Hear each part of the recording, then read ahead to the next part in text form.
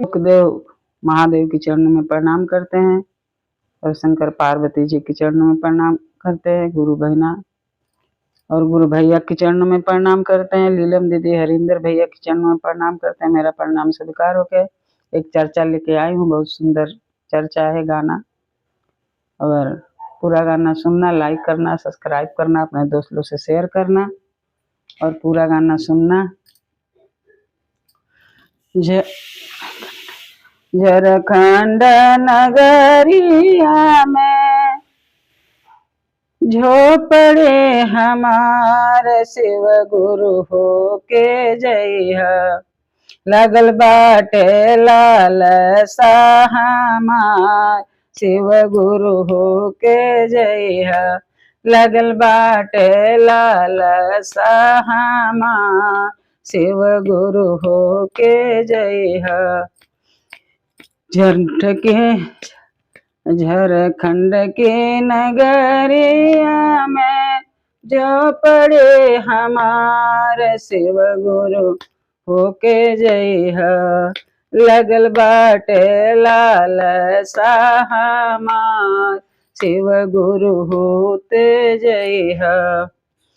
सोने की लोटवा में गंगा जल पनिया दैने, पौआ पखर भो तोहार शिव गुरु होते जइहा, पौआ पखर भो तोहार शिव गुरु होते जइहा, पौआ पखर भो तोहार शिव गुरु होते जइहा।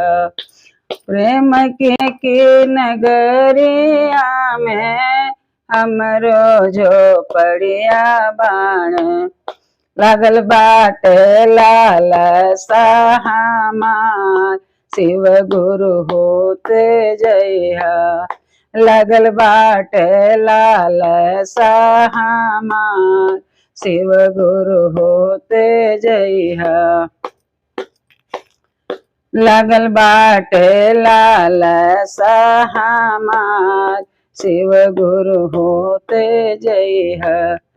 सोने की थरियावा में भंगिया धतुरवा धैने, सोने की थरियावा में भंगिया धतुरवा धैने, भोगवा लगई बो तोहार शिव गुरु हो के जइहा, भोगवा लगई हम तोहार शिव गुरु हो के जइहा, लगल बाटे लाल हमार शिव गुरु होते जइहा, लगल बाटे लाल हमार शिव गुरु होते जइहा।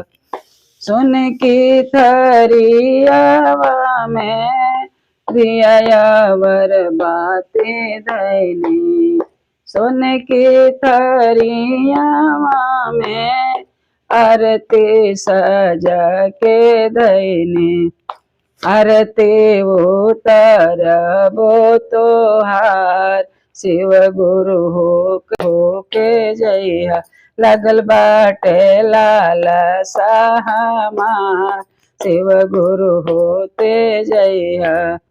प्रेम की नगरिया में हमरे झोपड़िया हो, प्रेम की नगरिया में हमरे झोपड़िया हो, लगल बाटे लाल तोहार शिव गुरु होते जइहा, लगल बाटे लाल हमार शिव गुरु हो के जइहा, लगल बाटे लाल हमार शिव गुरु हो के जइहा।